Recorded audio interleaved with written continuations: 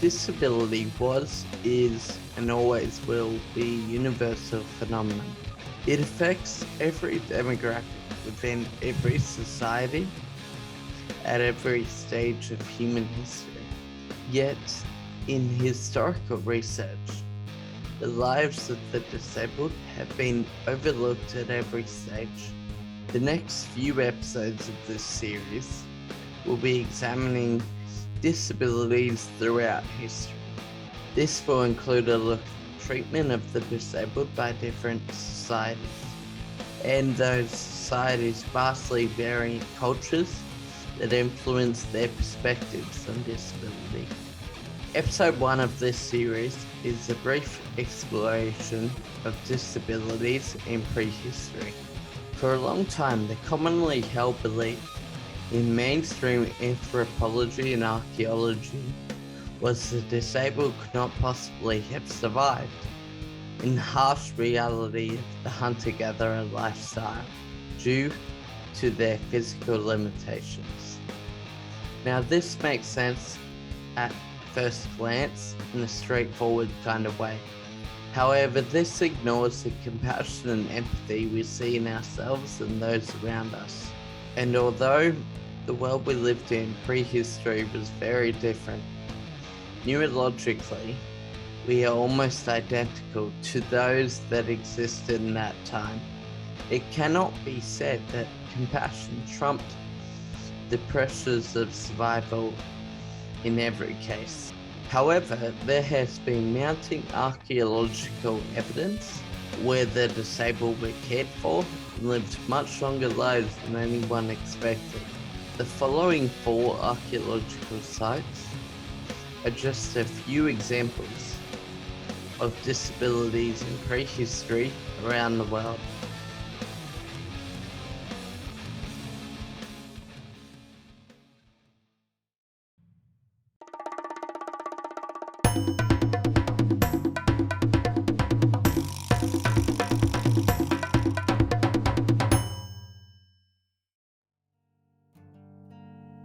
Burial 9, Vietnam.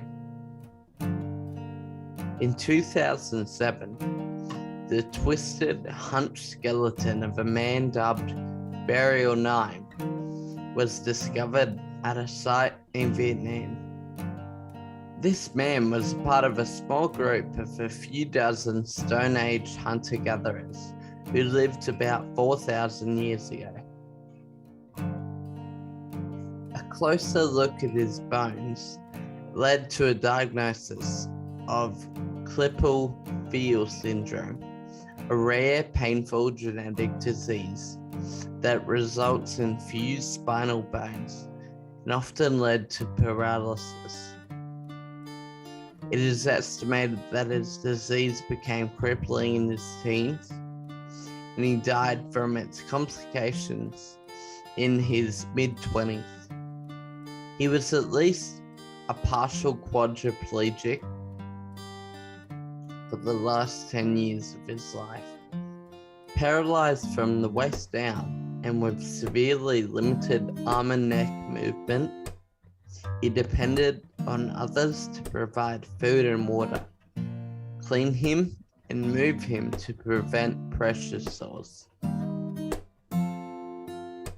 Lorna Tilley, an Australian archaeologist that helped in the discovery, said, "From the bones alone, we can say this person lived with a disease that required help from others to survive." The glimpse into one man's struggle in the distant past led Lorna Tilley to develop a concept she calls bioarchaeology of care. It's a way for archaeologists to think about evidence for disease or disability in the past, to better understand what kinds of care people needed, and what that says about society that provided it. Tel Abraq site, Arabian Peninsula. A skeleton of a young woman of about 18 years old was discovered in a site on the Arabian Peninsula, dated at more than 4,000 years old. Her remains indicated that the woman had a neuromuscular disease, perhaps polio, whose condition likely made it difficult for her to walk, with exceedingly thin arms and leg bones, with very little buildup of normal muscle attachments. It was concluded that she probably received round-the-clock care. Although severely affected by polio, one of her most severe medical issues was not a result of the disease. She was missing teeth from multiple abscesses and extensive periodontal disease, and the teeth she did have were full of cavities. Compared to the other individuals discovered in the area, her teeth were a lot more damaged. The archaeologists also discovered that the community the woman belonged to grew dates, and from that it was theorized that perhaps to soothe her while battling such a difficult illness, her family fed her a lot of sticky gummy dates. Site 167, Arizona. Human remains found buried in Tempe, Arizona, reveal a story of one young woman's painful life in the community that cared for her. The remains consist of a complete skeleton of a 20-year-old woman. The young woman's grave, referred to as Burial 167, quickly caught the researchers' attention. For one thing, her skeleton was severely disfigured, likely from a combination of both congenital and contracted diseases.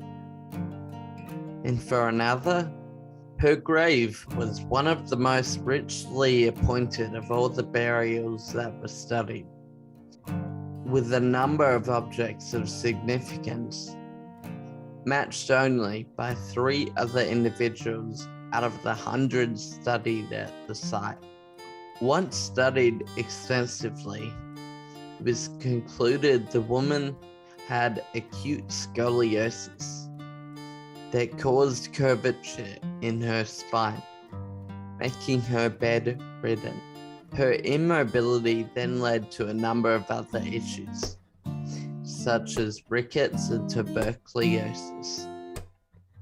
Another curious find in reviewing the evidence included the impeccable condition of the woman's teeth, which stood out compared to the severely worn teeth of almost every other individual in her village, due to their diet that heavily relied on coarse maize meal. Researchers said there could be a number of reasons her diet was so vastly different, but there is evidence that the shaman class of the culture of her society often ate very different diets to standard that the rest ate, which has led researchers to believe she was a member of that class. Eric Cox, the lead archaeologist that conducted the excavation, said, "What, if any, ritual power the young woman had is a matter of pure speculation. But her burial treatment and the fact she lived as long as she did shows that her community saw her as a valuable member." Sima de los Huesos site, Spain. A few things make this site quite different to the others I have discussed. Firstly, there are 2 individuals discovered at this site. Secondly, this is by far the oldest site, dated at roughly 500,000 years old. And finally, this site is different to the rest because The individuals are not Homo sapiens. The species found at this site are Homo heidelbergensis, a type of ancient human believed to be exclusive to Europe and ancestral only to Neanderthals. A prehistoric pelvis, nicknamed Elvis, and other fossilized bones are what's left of the world's first known elderly man, with clear signs of aging and impairment. Analysis of the fossils indicate he suffered from a spinal deformity that would have caused him a lot of pain and forced him to stoop over. Researchers used to argue that Elvis was the world's first evidence of cooperation and compassion in early humans, due to the help he would have required to survive to that age. However, that was until this next individual was discovered at the same site. This individual is estimated to have lived 530,000 years ago, and estimated to be 10 years old at time of death. He had a debilitating birth defect called craniosynostosis, in which joints in the skull fuse before the brain has finished growing, impairing brain development. It is amazing that this child was able to survive until 10 years old. This is the most ancient proof of social care of the handicapped, says Ana Gracia, a paleoanthropologist based in Madrid. The child was probably part of a small tribe of hunter-gatherers who migrated in response to food and weather. Survival would have been difficult, even for healthy individuals, Garcia said. Today, many assert that the fact that poor, sick, and disabled people receive welfare support is a sign of Western progress or enlightenment, or even a luxury that we can now afford thanks to economic development. This fossil evidence of ancient welfare practices undermines such self-congratulatory assumptions, while it is a painful truism that brutality and violence are a result of humankind. So it seems is caring for the sick and the disabled